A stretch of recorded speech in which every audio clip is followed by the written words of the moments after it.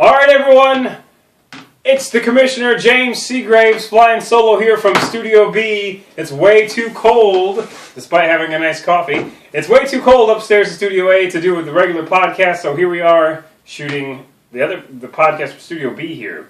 So, this is going to be quick because I have to get to work pretty soon. A lot of craziness happened in the league this week. Yesterday was my son, 2 days ago was my son's birthday. Yesterday I celebrated with him. So that's why there was no podcast yesterday. That's why I was getting up today. That's why I'm kind of in a rush here as well. A lot of teams helped themselves. A lot of teams hurt themselves in very, very damaging ways. One team is approaching the edge of glory. What team is that? We'll find out as we get going. Ah!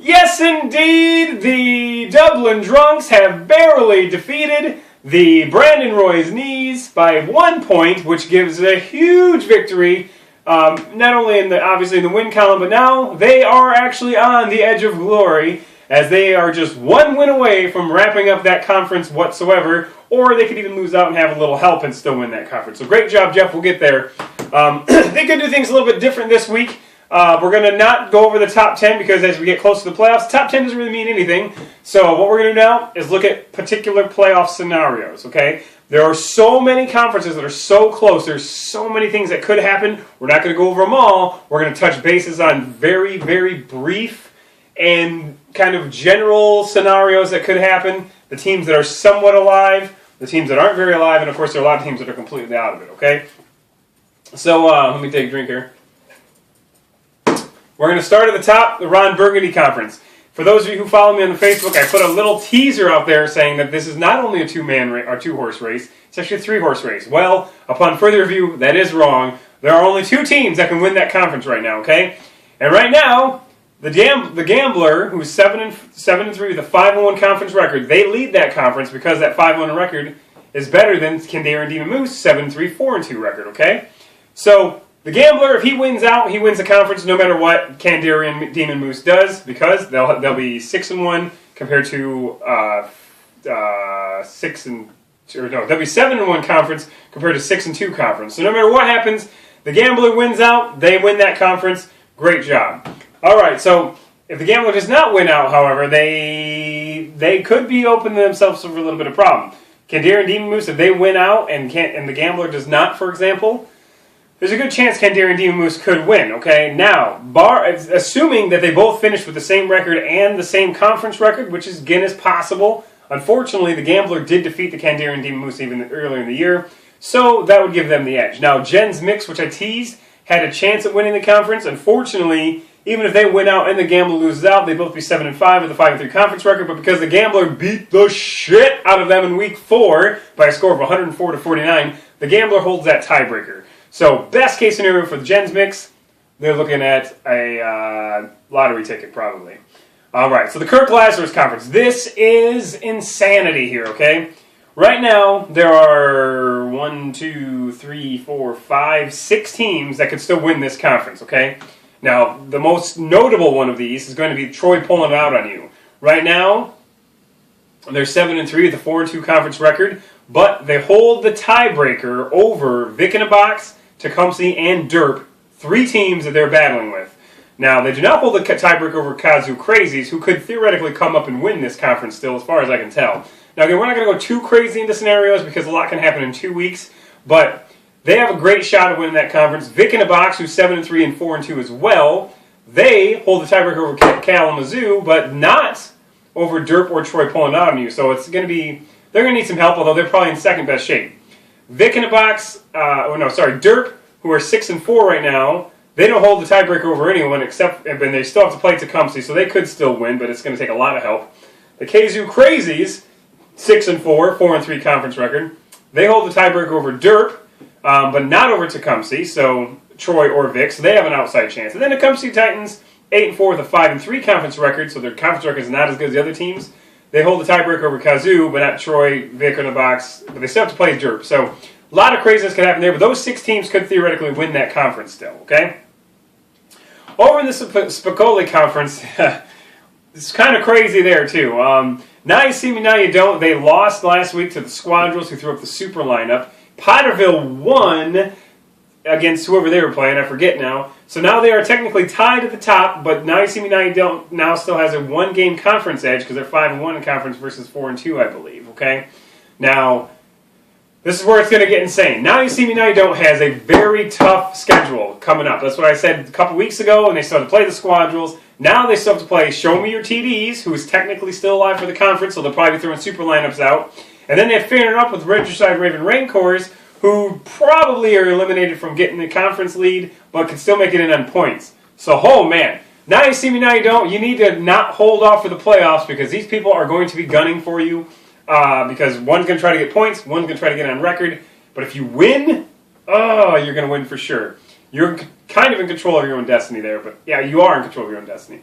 Potterville, on the other hand, who's same overall record, but not same conference record, they have a much easier route because they play Beast Mode, who's 4-5-1, and in a non-conference game. And they also play the Cougar Hunters, who are 2-7, probably going to be, I think they're 3-7 now because I made these notes before Monday night's game.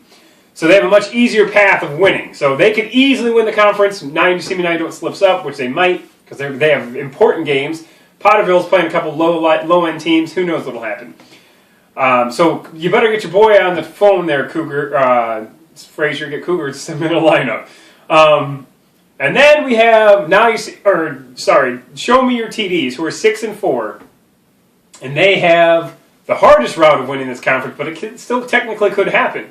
They play Now You See Me, Now You Don't, enormous game this week, one of the games to watch this week. And then after that, they play the Squadrels, who are also 6-4. So those 2 games can put them so far up in terms of tiebreakers and stuff that they could still win this. And then also the Squadrels, they still have a chance of winning this conference as they're 6-4. They have to play Magic Mike this week, who's 3-7, but he's got a lot of points. And then the huge showdown final week of the year versus Show Me Your TDs. So, oh man, that's going to be tight. Jeff Lebowski Conference. This is the one that's pretty much over, honestly. All the Dublin Drunks have to do is win a game, and they win the conference. Now, they might want to win more than one game because they want to have that overall number 1 seed or 2 seed and get a bye, but they just need to win 1 game to win their conference because Nasty Nutria, they would have to have Dublin lose out, and Nasty Nutria would have to win out in order to win that conference, but it still technically is possible. Jeff's in a bit of a slump lately, even though he did win this week by 1 point. It can happen. So Nasty Nutria, keep your A game up. The Convicts, by beating the Tallahassee Thundercats, have eliminated them. So that's really a 1-horse race, but 2 horses could technically win it. Now we get to the Brody Bruce Conference, okay? And this is the one that is just insanity. So much so, I'm not even going to really talk about it much. All I know is the Providence Power, which is my team. I currently am in the lead because I'm 7-3 with a 5-2 record. If I win out, I win the conference. End of story. One of my games left is a non-conference game too, so be that as it may. Huge game against William Shatnerface next week too. The second place team in that conference right now is Sioux Girls 1 Cup because they actually have that annoying tie, but it separates them from the other team. So basically, long story short, I have all the tiebreaker stuff. We'll go over this in detail next week when the scenarios are a little bit easier to target down. Sioux Girls 1 Cup, Carnival King, New Orleans Rock Chucks, and the Tallywhackers, all of which have a chance of winning this conference still, in addition to Providence Power. So we'll go over that a little bit more. Basically, if you're one of those teams, you want to bring a good... and did I say William Shatnerface? Yeah. Oh, no, and William Shatnerface as well. I'm not sure if I mentioned them this time, but yeah, there's like 6 or 7 teams there. And then Derek Zoolander Conference. You talk about a big game, all right? This is the game of the week without question. TDs and Beer, JCPenney. They're both tied right now, 6-4.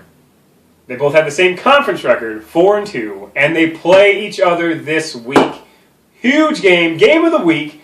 Not only will they have a 1-game edge in regular standing, they'll also have a 1-game edge in conference standing, and they'll have the tiebreaker. So, I'm not going to say that this is for all the marbles, but it's for 90% of the marbles, because it would take some weirdness, for this to, yeah, I mean, it's basically for everything, I mean, really, if you think about it. Even if one team wins, the other team loses next week, whatever. Yeah, it's crazy. Those are the two teams that have a chance at winning that conference. Sag Nasty, technically, record-wise, would be up there, but they lost to I don't know what it was. They when you break down tiebreakers, they broke it down. I don't have all my notes here, unfortunately, so I apologize. But next week I will get much more in detail. So those are the conference standings. Very close races. Few of them have multiple teams involved. Like six, 7 teams. Some of those conferences do. Actually, 3 conferences have at least 5 teams that can win it. So when you break that out, looking at the point standings for those other 2 seeds, it's going to be crazy, man. Let me go down to who would make the playoffs if the season were to end today. Number 1 seed would be Dublin Drunks because they're 8-2 with a 5-2 record. The number 2 seed and a bye if the season were to end today, the Gambler, 7-3, 5-1, 598 points. The 3 seed would be Now You See Me Now You Don't, who's 7-3, 5-1, but they only scored 585 points. So those 13 points determine the difference between a bye and a non-bye. The 4th seed would be the Providence Power. The 5th seed would be Troy Pulling Out on You. The 6th seed would be TDs and Beer. The 7th seed would be the Potterville Pussycats. They're 7-3 with a 5-2 conference record, which is better than Kandarian Demon Moose, who are 7-3 with a 4-2 conference record. Now, obviously, this is going to shake out, but because when all said and done, everyone will play the same amount of conference games. Right now, there's still 2 weeks left, so who knows. The 9th seed would be the Vic in a Box. The 10th seed would be Sioux Girls 1 Cup, actually. Believe it or not, that 6-3-1 is good enough to get them in the playoffs based on record. Now, where it gets a little interesting here is the last 2 seeds, all right? If the season were to end today, Derp, who has a sizable lead in points over the next team, has 696 points. Okay? But it's possible. What the league should want them to do, they're second in points overall, okay? The league, if you're not in that conference that they're in, you are rooting for Derp to win that conference. Because if Derp wins that conference, that 696 point total gets pulled out of the 11th and 12th seed. So you actually want them to win, okay? And then the other seed would go to the New Orleans Rock Chucks, also capable of winning their conference, believe it or not, 662 points. Now, they actually are tied with Sag Nasty's notch above top notch. So, again, New Orleans Rock Chucks has a chance of winning their conference based on record. Sag Nasty does not. Sag Nasty is actually the one you want to shoot for when it comes to strictly points. If Derp wins their conference or New Orleans wins their conference, that is great for the rest of the league. If they do not, it is terrible for the rest of the league. But just to show you how close things are, depending how things shake out, based on points alone, the following teams, in my opinion, still have a chance of making the playoffs. That'd be, obviously, Derp, New Orleans, Sag Nasty, we already mentioned those. Manziel's Visor, 643 points. Jens Mix, 634 points. Riverside Ranger Rancors, 627. The Colorado Mountain Oysters, 624. They were just awful, and they've been non-stop winning and scoring a lot of points lately. Nasty Nutria, 622. The Donkey Punchers, 621. Squadra, 602. The Dublin Drunks, who have already, they're the number 1 seed, 602 points. There's several teams above them in the standings, or in the point standings, that is. The House Choppers, Magic Mike, the Tallywhackers, JCPenney, Ypsilanti Pipsqueaks, Potterville Pussycats, Providence Power, Kandarian Demon Moose. So those are the teams I think theoretically could win it based on points if they submitted great lineups. So if you heard your name in those standings, in that little roster there, you still have a chance of making it on points, in my opinion. It all depends how things shake out. Now, obviously, we would want Derp and New Orleans to lose, or to win, to win their conference if you want to get a chance in points, because Derp's 696 points, very few teams are going to catch that number, okay? And even realistically, New Orleans and Sag Nasty, 662, that's way up there. But that's still 34 points behind Derp. And the other one that I didn't mention, TDs and Beer, they have 713 points. So if they lose this week to JCPenney, that is going to really mean problems for the rest of the league, because that 713 points is not being caught by most of those teams I named. So we're going to break it down a little bit more in detail next week when we actually have a clear-cut vision of what's going on. Till then, we'll see you later. Thanks for watching. See ya!